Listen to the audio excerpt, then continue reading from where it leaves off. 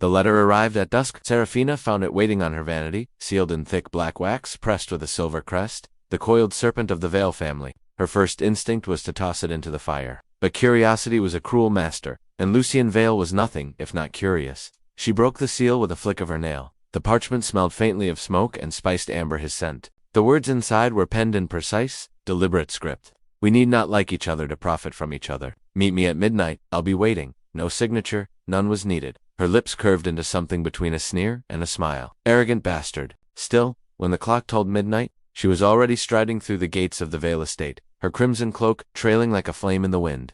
The Vale gardens were infamous, whispered about in salons and drawing rooms like a curse.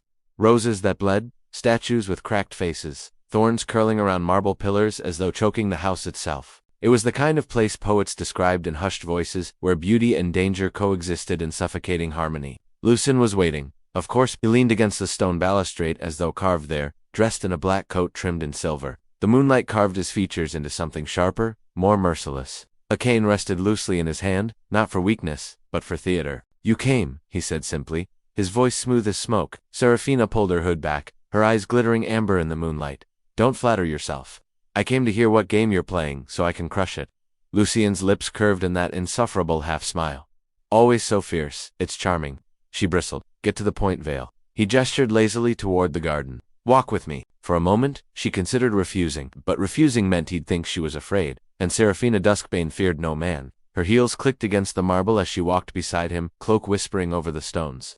Do you know why our families hate each other? Lucien asked, his tone conversational, though his eyes remained sharp. Because yours are vipers and mine are lions, she said, and lions don't tolerate snakes in their territory. Lucien chuckled. An elegant answer, wrong, but elegant. He plucked a crimson rose from a nearby bush, twirling it idly between his fingers. The truth is simpler. Power breeds rivalry. Wealth breeds envy. And envy, he pricked his thumb on a thorn, watching the blood bead before wiping it away, breeds obsession. Her gaze hardened. If you summoned me here for poetry, I'm leaving. No. He stepped in front of her, blocking the path. The moonlight pooled in his gray eyes, making them glimmer like storms held at bay. I summoned you here because the Duskbane Empire is crumbling. Her jaw clenched, but she did not flinch. Lies, not lies, he corrected softly. Whispers, the kind that spread faster than fire. Investors pulling out, merchants favoring rival houses. Your family is bleeding, Seraphina, and whether you like it or not, I can stop the wound.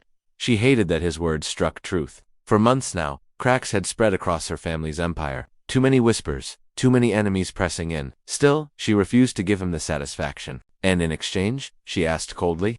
In exchange? Lucien said, stepping closer, his voice dropping to something almost intimate. You work with me, not against me. An alliance. A dangerous one, yes, but profitable. Seraphina laughed, the sound low and mocking. An alliance. With you. I'd sooner wrap thorns around my throat. Lucien's grin widened. Wolfish. Careful. You'd look beautiful that way. Her pulse spiked, though she masked it with another scoff. You're insufferable? And yet?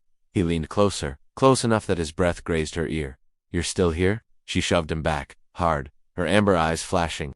Don't mistake curiosity for interest. But Lucien only straightened, smoothing his coat, utterly unruffled. Call it what you will. You'll say yes. If not tonight, then soon. Her teeth clenched. You think you've already won?